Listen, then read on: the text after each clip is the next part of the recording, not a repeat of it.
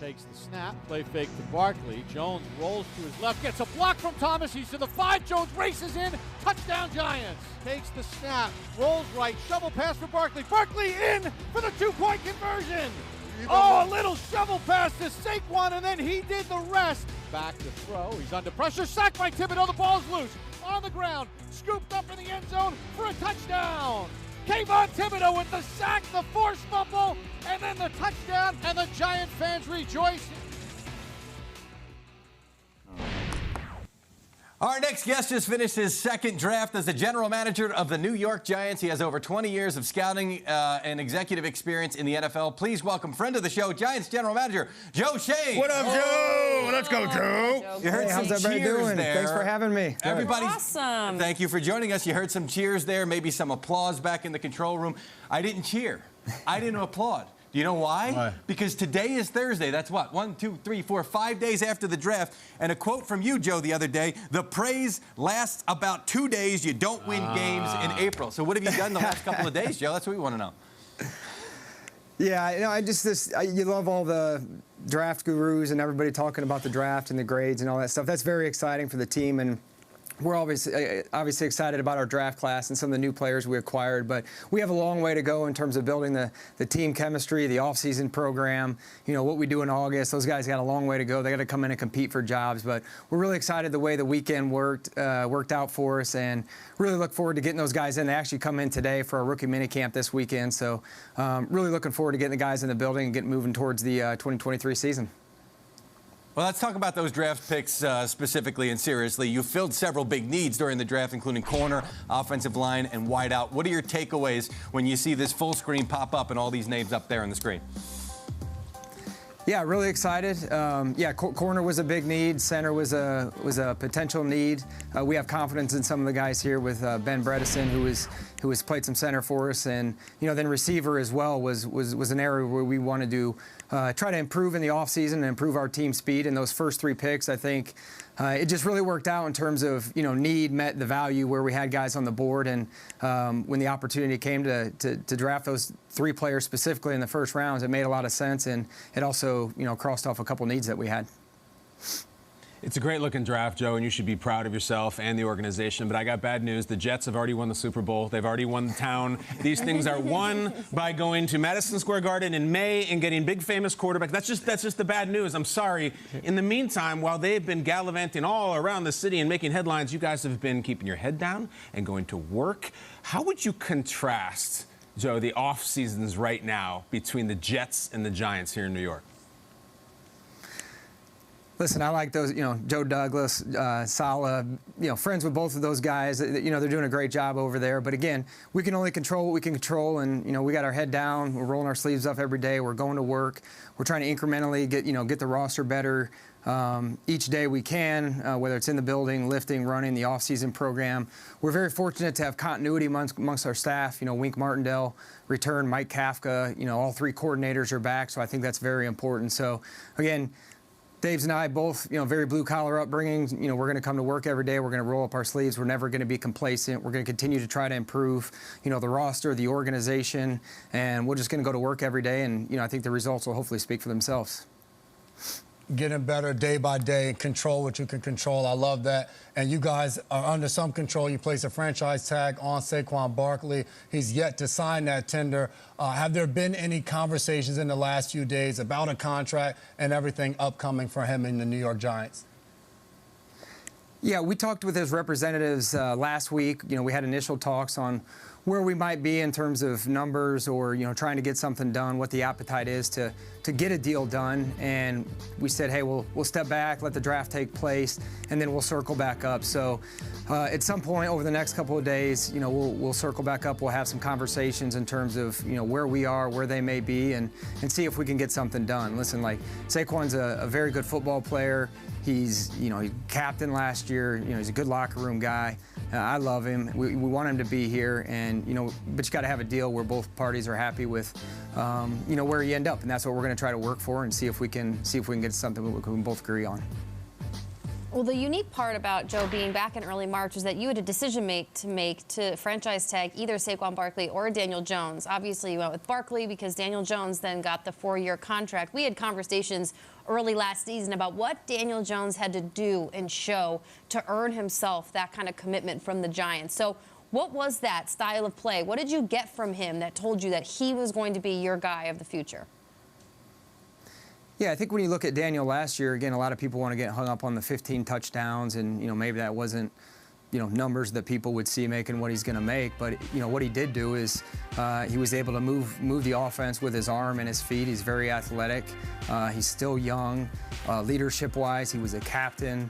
And the biggest thing for me was he took care of the football. We were a team that didn't have a large margin for error in terms of margin of victory and room to have errors and overcome adversity or difficult situations within a game. And he took care of the football. He had multiple fourth-quarter comebacks, made big-time plays for us on third down when it's got to have it moments. So I'm excited about Daniel and his growth, and hopefully we upgraded some of the offensive skill set around him. And again, we've got a lot of confidence in Daniel, and I'm looking forward to seeing what he does in 2023.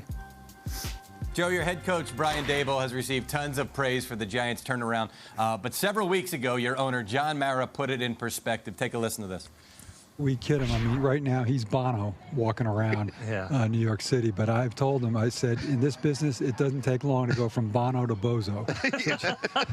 So don't get your head too big right now. But no, he has been great. And I mean, he likes to go to Ranger games at the Garden, and they put his picture up there, and he gets these standing ovations week after week. So it's a pretty cool thing to see. John Mara may be one of the more underrated quotes in the NFL. It's a fantastic quote. Is there any particular moment that stands out to you over the past 15 months that you've shared with your head coach, whether it was hugging after a win? I remember the celebration back in week 1. I remember the celebration when you made the playoffs, the plane ride home. What stands out to you? Yeah, first off, back on John's quote there, I texted him at the Rangers game last week because John was at the game too, and I went with Dave's, and I shot him a text, said Bono's in the building, so if you hear the crowd roar, that's who it is, Bono's here. But no, Dave's and I have a great relationship. I think the general manager head coach relationship and that communication is very important, and Dave's and I have that. My daughter just had a birthday on Monday, so I was scrolling through some pictures, and I came across our week 1 win versus Tennessee. So his first win as a head coach, my first win as a general manager, and being in the coach's locker room afterwards.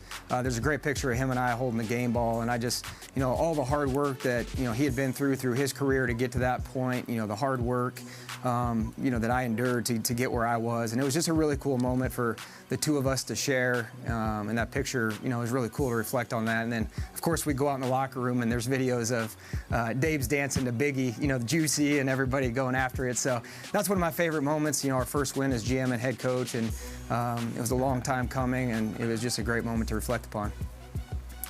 Joe, I'm going to assume you have the same level of dance moves as Coach Daboll, and you can get in there and dance to Juicy just with the best of them. Happy birthday. Happy birthday to your daughter. I hope she had a really good one. And I know what it's like. You're going through those pictures over the years of how much they're growing. And over the years for the Giants franchise, you guys haven't won many playoff games, but you got your first one since Super Bowl 46. And managing those type of results and going into next year, expectations, do you think they're going to be higher or what going into this 2023 season? Yeah, that's a great question. And naturally, I think they will be higher. And, when we came in here, what we talked about was let's just have progress. We got to keep getting better. Again, I said day by day earlier and controlling what we can control. I truly believe in that. And, throughout the offseason, whether it's free agency, draft, hopefully we improve the roster. And, again, Dave's and I all have high expectations for ourselves. So, we put a lot of pressure on ourselves and our staffs to reach a certain standard, and that'll trickle down to the players, and they understand what the standard is. And there's always going to be pressure in this business, and every year is new. So, again, this 2023 team is going to be completely different than the 2022 team, and it's up to them to, create their own team bond and chemistry and the culture that we're going to have, and we're doing that right now. And if we can continue to do that and stay healthy, again, I just want to continue to see progress and us continue to get better. And, I'm optimistic about where we are as a team and the talent that we have. Joe, I love the sentiments you had for working with Brian Daboll and knowing him for as long as you had. The appetite for fans seeing personality out of their coaches and their GMs, I think, is insatiable. And you guys have been giving Giants fans that, specifically Daboll with the cigars. Big cigar guy, sunglasses, greeting fans. Is Daboll the kind of guy that has like a victory cigar collection, or does he just grab one and go? Like, how does this work? And do you have anything that you that you like to imbibe in after a win? Yeah, if cigars were dollars and the amount that he gets given to him, he'd be a very rich man based on the amount of cigars that he gets or show up in packages to his office. So yeah, he enjoys the cigar, the victory cigar afterwards. Yeah, I'm not a cigar smoker. I'll have one every now and then, but I end up paying for it for about the next 3 weeks. So. Yeah, after the game, again, just the way we're wired, I naturally, okay, how do we do this again? What are their injuries? How are we going to next week? So it's really hard for me to step back and enjoy it. It's not really. I need to enjoy it a little bit more than I do, but it's just natural. The weeks are so short, and each game, the magnitude of each game is so big.